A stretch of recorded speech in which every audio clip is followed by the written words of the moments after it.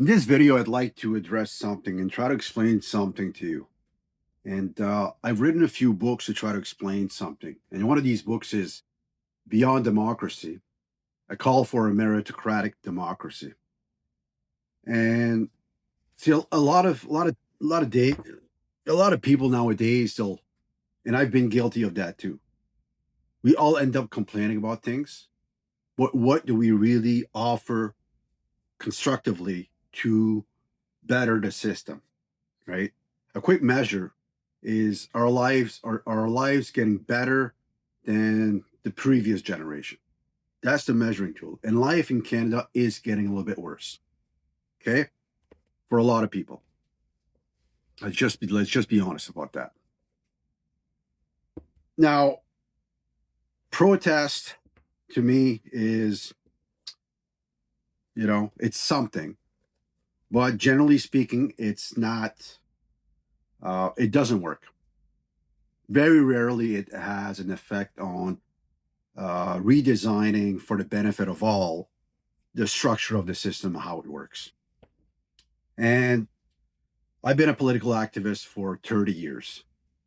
Uh, I've learned some of these things through trial and error, right?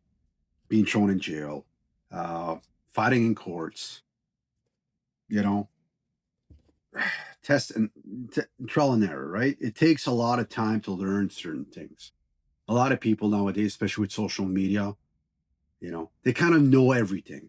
They almost look like politicians. They know everything about everything. It's impossible to know everything about everything. And as you grow older, I realize, and a lot of people realize that you don't know much. You just don't, right? We just don't know much, right? And if you haven't realized that yet, you will eventually, hopefully. But one thing that I point out in here that needs to be addressed in politics, right? And don't kid yourself. Like I've traveled about 70 countries. Canada is still overall better than most places in the world. The thing is, it's getting worse for a lot of people. The benefits after World War II that was created to create a middle class, that's slowly going away. Okay. And it'll go back if we are not careful and correct the flaws of the system, the human flaws with laws. It's going to go back to previous times of World War II, right? And one thing that happens, and it's very hard to prove, and it takes a lot of work to prove that a politician actually lies or only gives, even like to prove that politicians are just telling you half truths.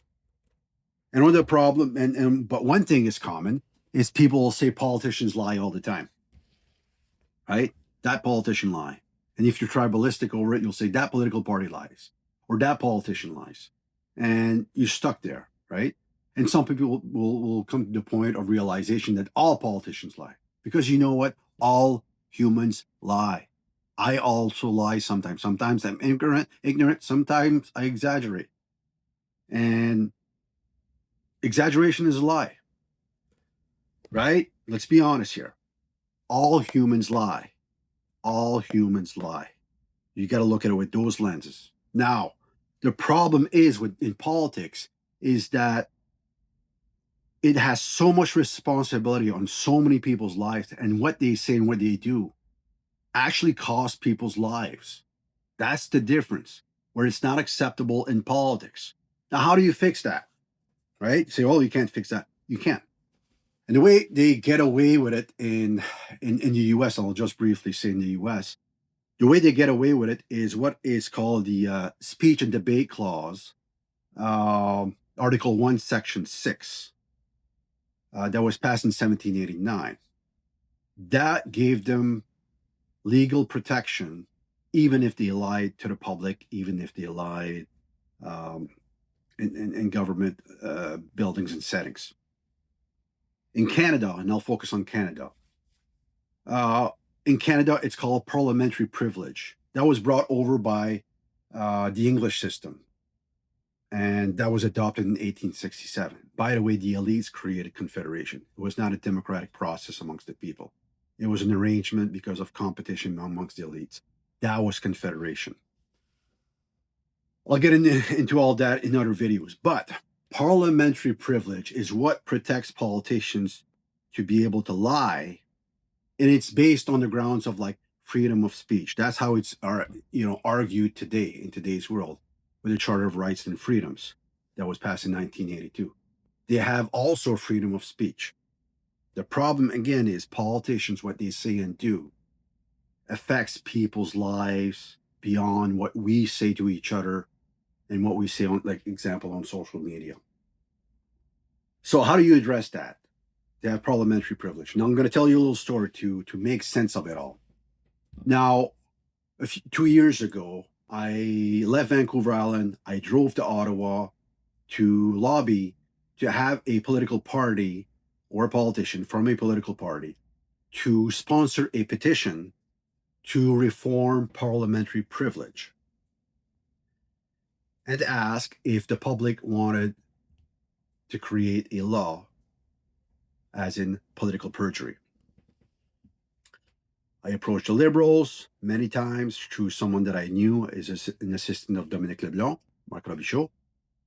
And I said, Marc, give me 10 minutes with Dominique. 5 minutes, no. Multiple times, I couldn't get anywhere there.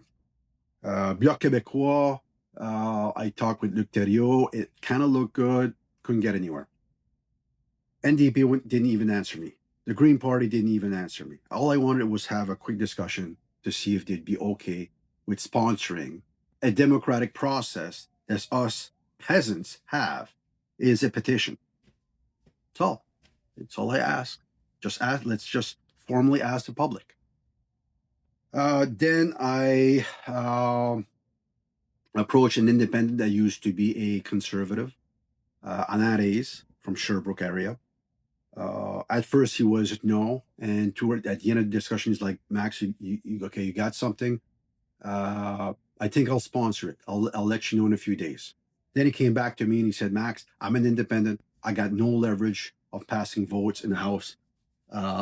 It's gonna go basically anywhere, and I'm only allowed one question a week, to speak once a week in the House of Commons during question period. I got no leverage. Committees, I got no leverage.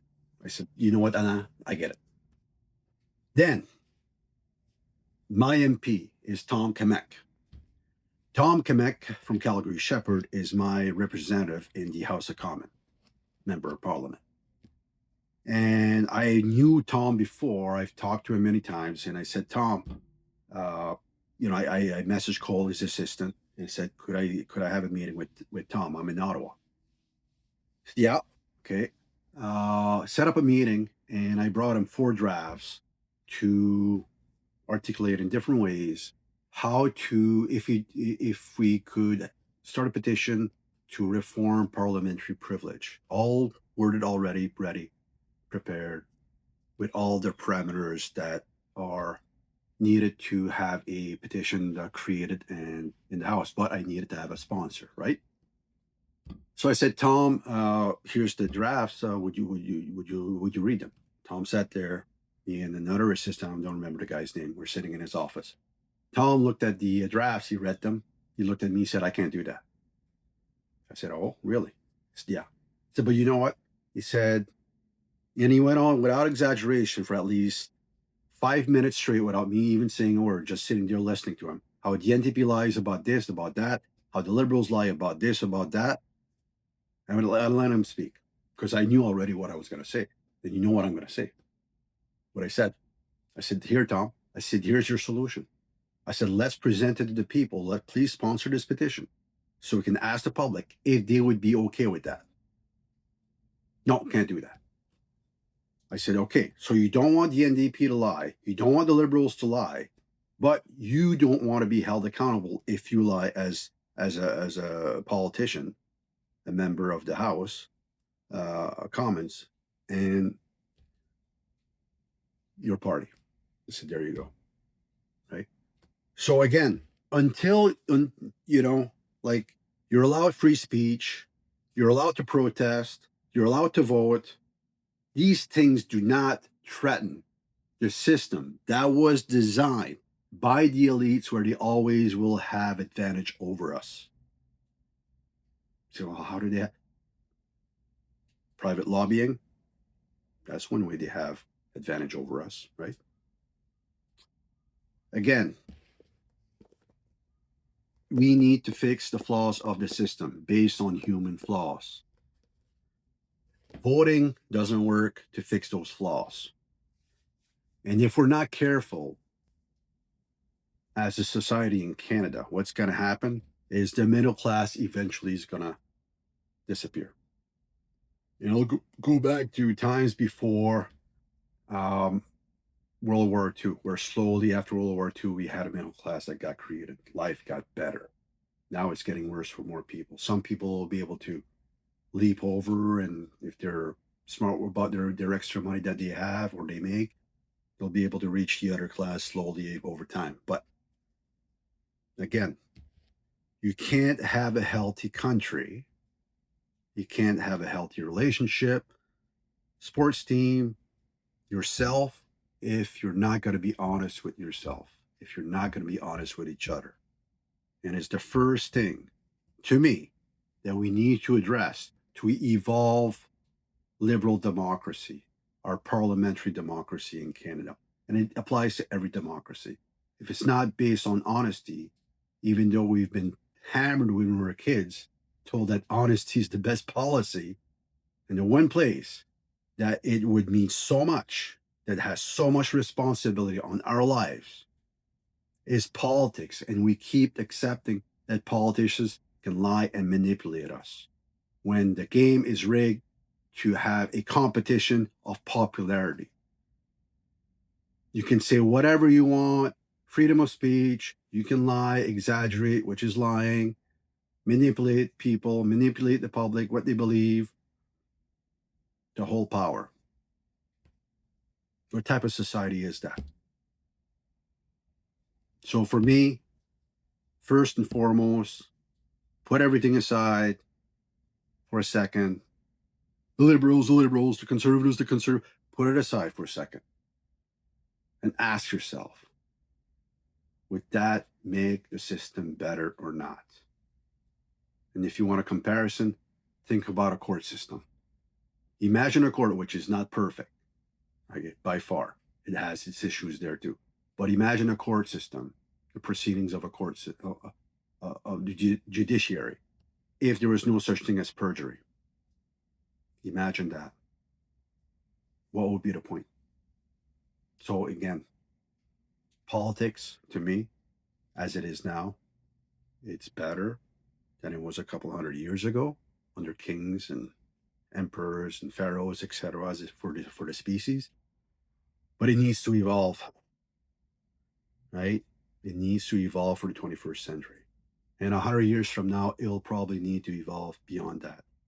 But if a species is to survive and always improve, political perjury, reform parliamentary privilege, create political perjury is what we need.